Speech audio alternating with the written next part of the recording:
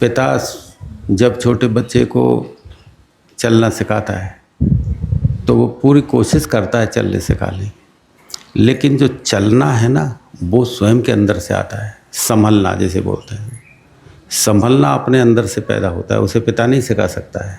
तुम आदमी को देखो, करोड़ों करोड़ों आदमी इस पृथ्वी के ऊपर मौजूद है। सबकी नाक, सबकी आँख, सबके कान, सबका मुँह, सबके हाथ पैर सब समान, लेकिन फिर भी जो कॉम्प्लेक्सन है, चेहरे की आकृति है, शरीर का चलना है, शरीर का उठना बैठना है, सबका ढांचा सबका अलग है। चलना स्वयं को पड़ता है, गुरु केवल हिम्मत दे देता है, सहारा उसका होता है। इस तरह से हाथ उसी का रहेगा। तुम पाओगे यही कि वो नहीं तो हम नहीं, वो नहीं है तो हम कुछ नहीं कर सकते, उसके बिना कुछ नहीं होगा। तो बेटा मैं आज ये देख रहा हूँ कि ऊर्जा आप लोगों को छू रही है। जो लोग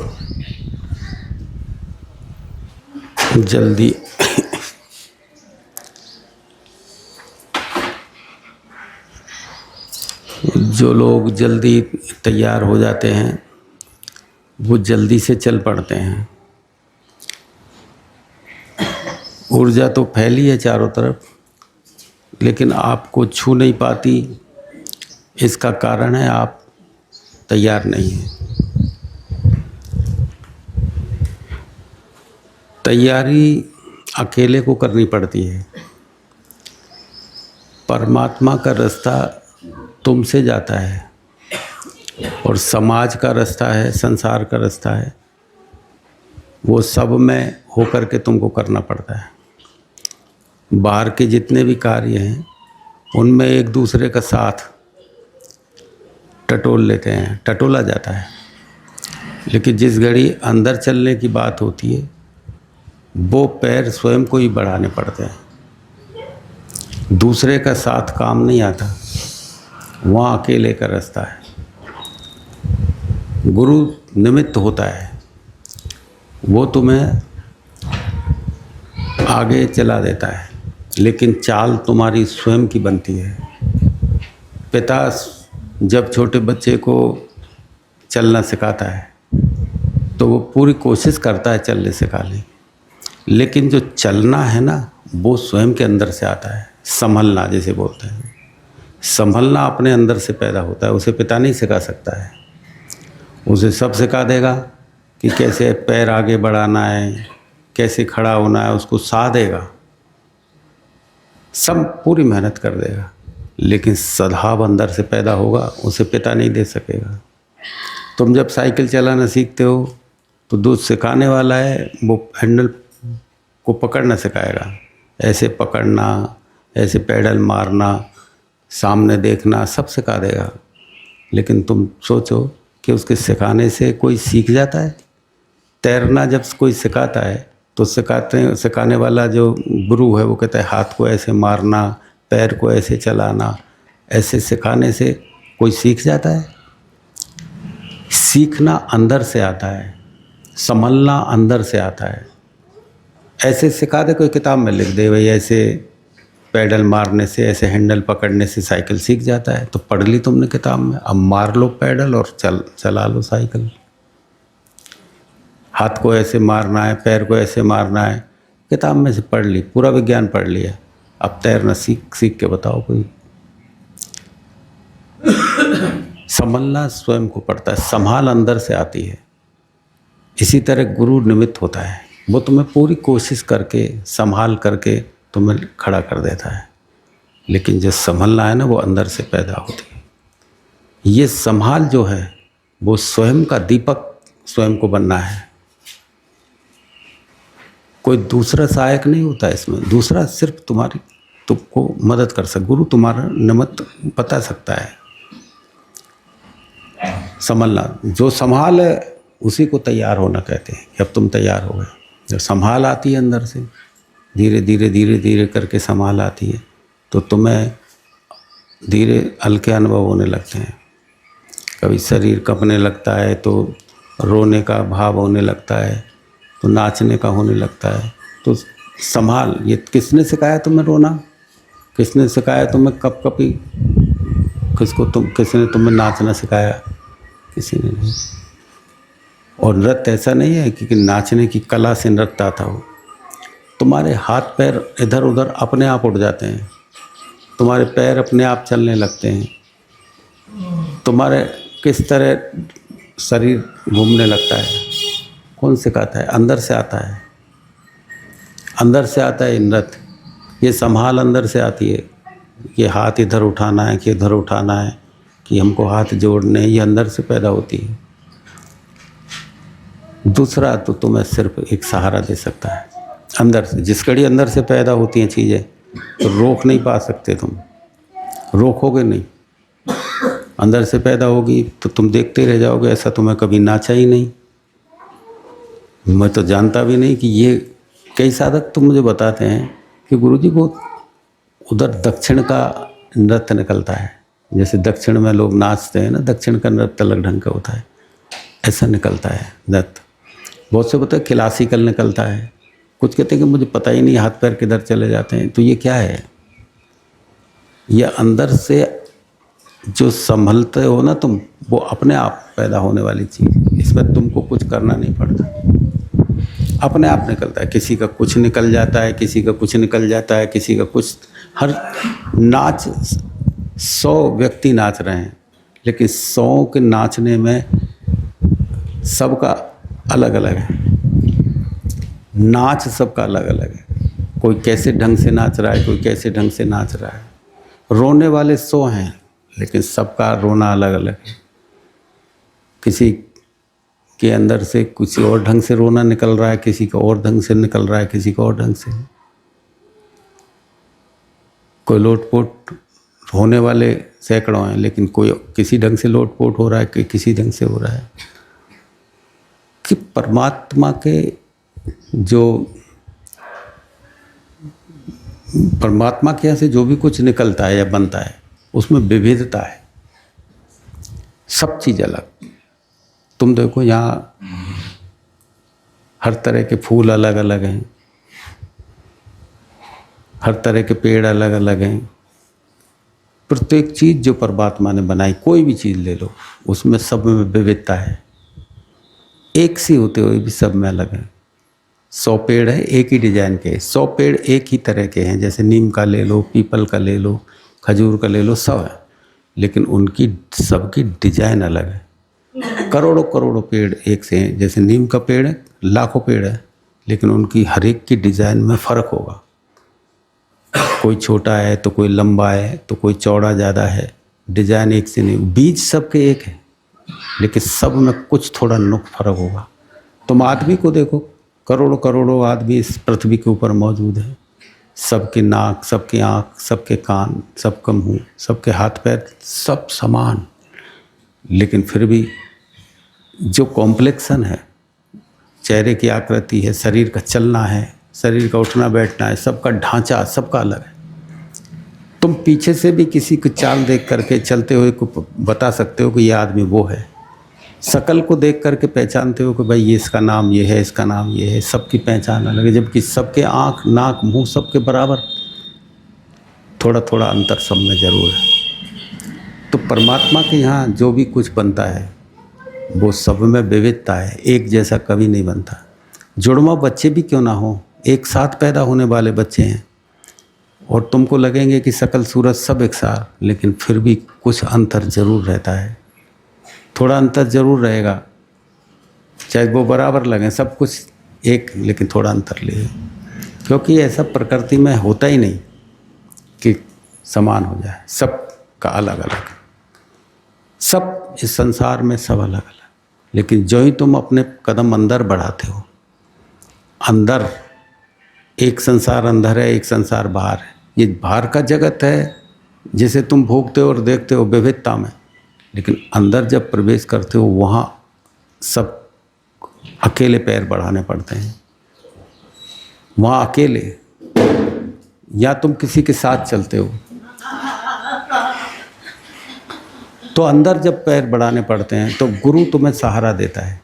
जैसे बाहर सहारा गुरु देते हैं, और अकेला चलना संभाल अंदर से आती है। ऐसे ही बेटा अंदर गुरु अंदर भी मिलते हैं और बाहर भी मिलते हैं, लेकिन गुरु का कितना बड़ा कार्य पता है कि वो साहस देता है तुम्हें। अकेले चलना तो अकेला पड़ता है, लेकिन गुरु साहस देता है, उसका साहस देना ही बड़ी बात है। वो कहता है कि तुम चलो अकेले, कि मैं गिर जाऊंगा, मैं सैकड़ों मीटर नीचे खाई में गिर जाऊंगा, प्रभु मैं गिर जाऊंगा, अगर तू चल, मैं चलाऊं ये रास्ते पे, तू देख, तू लगेगा गिरना लेकिन गिरेगा नहीं। ये सहारा बहुत बड़ी बात है। चलना स्वयं को पड़ता है। साधक डरता है कि मैं इस अंधेरे में कैसे प्रवेश करूं, प्रभु मैं जान चली जाएगी। अरे कि मैंने देखा है इस अंधेरे को, तू जा, कदम तो बढ़ा। कि नहीं प्रभु, कहे वो गुरु 7 उंगली पकड़ के भी जा सकता है अंदर, लेकिन रास्ता अकेले का है। अपो दीपो भव, अकेले चलना पड़ेगा। कि तू चल, अपना दीपक स्वयं को ही जलाना पड़ेगा। गुरु सिर्फ तुम्हें दीपक दे देगा, माचिस सब दे देगा, लेकिन वो तुम्हें जलाना है। अंधेरा सामने है कि मैं नहीं जाऊं, कि तू कदम तो बढ़ा बेटा, यही अंधेरा छट के इतना बड़ा उजाला बन जाएगा, तू चल आगे। एक सूत की डोर है, उस पर चलना है। कि प्रभु सूत की डोर तो टूट जाएगी, नीचे बहुत बड़ी खाई है। अरे कि मैं चला हूँ इस सूत की डोर पे, ये तो भ्रम है, तू चल। कि नहीं मैं नहीं चढ़ूँ।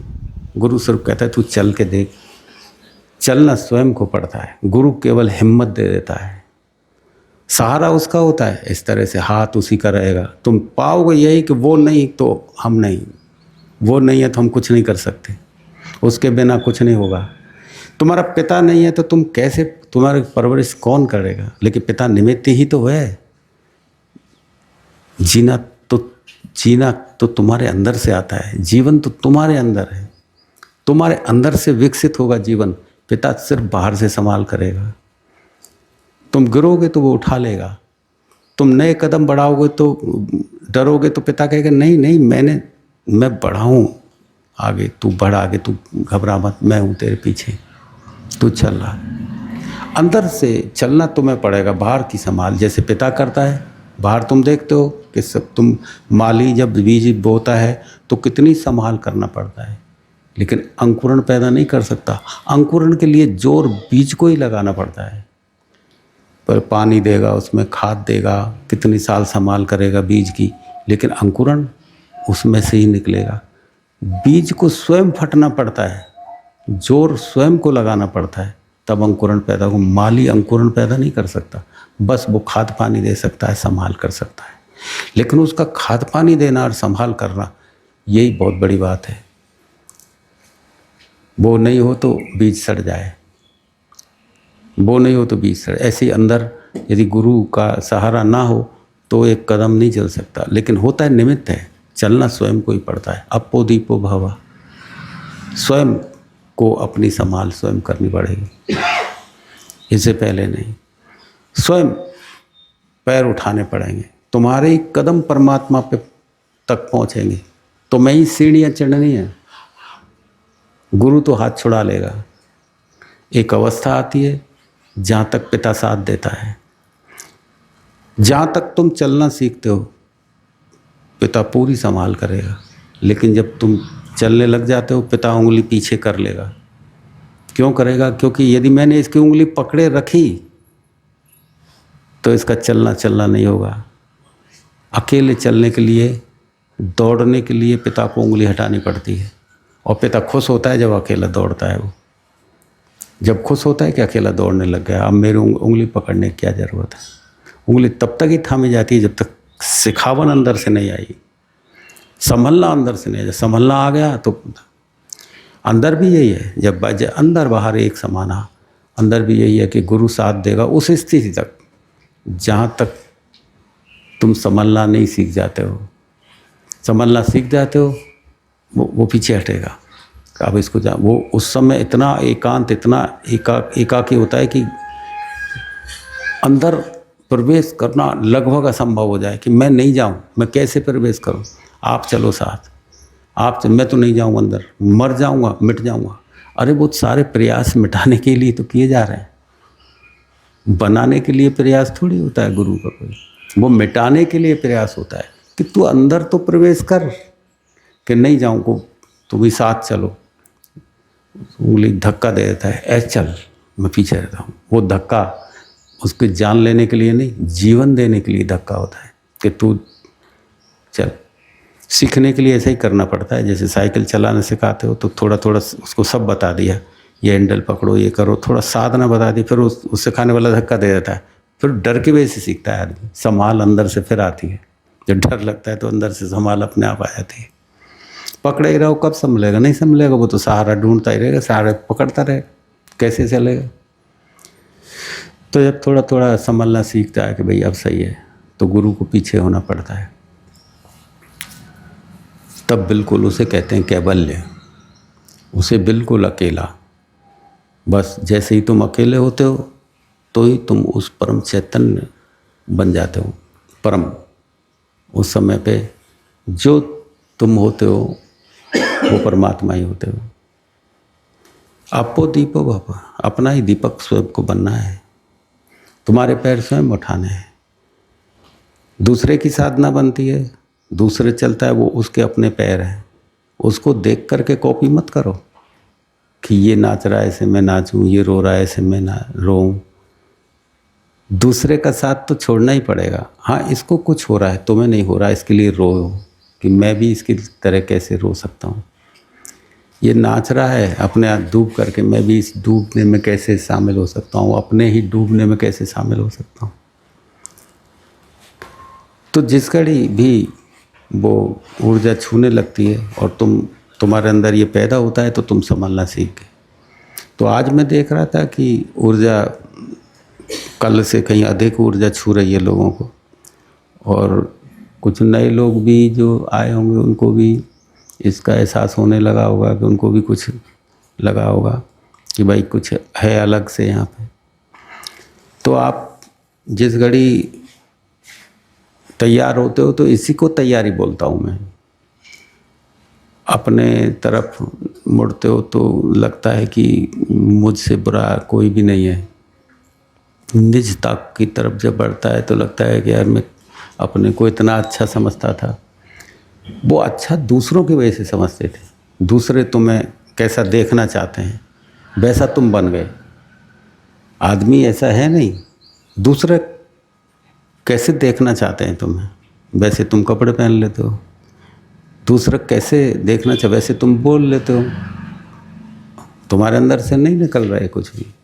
तुमको किसके सामने मीठा बोलना है, किसके सामने कड़वा बोलना है, दूसरा के हिसाब से तुम्हें एक्टिंग करनी होती है।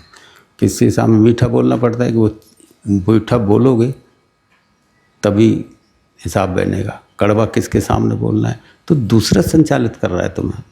दूसरे के हिसाब से तुम ऐसे ही चल रहे हो, ऐसे ही कपड़े पहन रहे हो, ऐसे ही तुम उठ रहे हो, बैठ रहे हो, तो ये दूसरा शामिल है। अंदर चलते हो तो दूसरा नहीं है। अंदर तुमको अकेले चलना पड़ेगा, वहाँ कुछ नहीं, अपने साथ जीना है। अपो दीपो भव। तो जैसे जैसे अंदर चलोगे तो ये लगेगा कि मुझसे बुरा कोई भी नहीं है। मैं बुरा हूँ क्योंकि मैं दूसरों से संचालित हूँ, अपने साथ नहीं जुड़ा हूँ। जब अपने साथ जुड़ने लगता है व्यक्ति तो अपनी बुराइयाँ नज़र आती है कि मैं तो सब दिखावे के लिए करता रहा।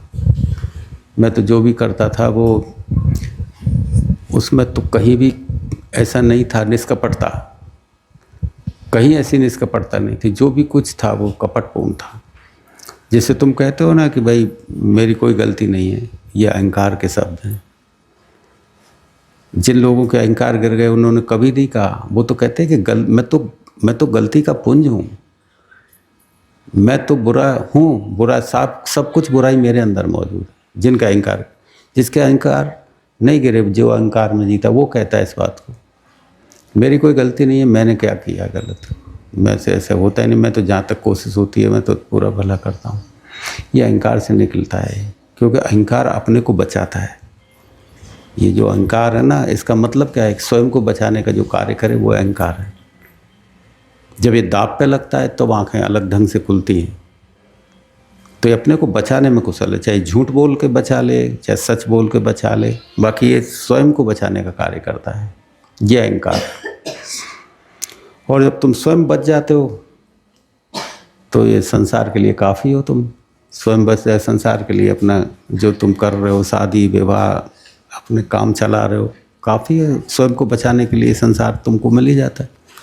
लेकिन परमात्मा के लिए तो स्वयं को मिटाना ही पड़ेगा, दाव पे लगाना पड़ता है स्वयं को। स्वयं यानी अहंकार। जैसे ही अहंकार दाव पे लगता है ना बेटा, असली स्वरूप तभी नज़र आता है, इससे पहले नज़र नहीं आता है। तो गुरु का कोई तुम्हारे साथ निमित्त मात्र ही होना है, ये समझो। असली तो काम तुम्हें ही करना है, सदना तुम्हें ही पड़ेगा, अंदर तुम्हें ही चलना है। बाकी ये गुरु कोई ऐसी चीज़ नहीं है। गुरु का मतलब ये नहीं है कि तुम पे कोई आधिपत्य किया जाए या तुम्हें कोई ऐसे लगे कि भाई मैं बड़ा हूँ तुम छोटे हो। तुम्हारे अंदर भी वही परमात्मा है। तुम देखते नहीं बेटा, जब भी मैं कोई छोटा सा भी बच्चा भी मिलेगा मुझसे कम उम्र का, तो भी हाथ जोड़ता हूँ आगे से। पीछे तुम जोड़ो ना जोड़ो इसकी परवाह नहीं है, सबको हाथ जोड़ के चलना। मंच पे आने से पहले सबको हाथ जोड़ना। तो मैं जानता हूँ कि वही परमात्मा तुम्हारे अंदर मौजूद है। तुम मुझे ये थोड़ी कि भाई तुम लोग ढोक लगाओ हाथ जोड़ो, ये तुमको इसलिए बताया जाता है क्योंकि तुम्हारे झुकाव में से रास्ता जाता है वो, इसलिए अपनी इज्जत पाने के लिए नहीं, इसलिए कि तुम्हारे अहंकार जब झुकेगा ना तो रास्ता खुल जाएगा, इसलिए। नहीं, बाकी का ऐसे नहीं है कि भाई तुमको कोई इज्जत पाने के लिए कि मैं बड़ा हूँ तुम ढोक लगाओ, ऐसा नहीं है। झुकना ज़रूरी है, इसलिए तो वहाँ से रास्ता बन जाएगा। जब रास्ता बनेगा तो तुमको सब दिखाई देने लग जाएगा साफ साफ।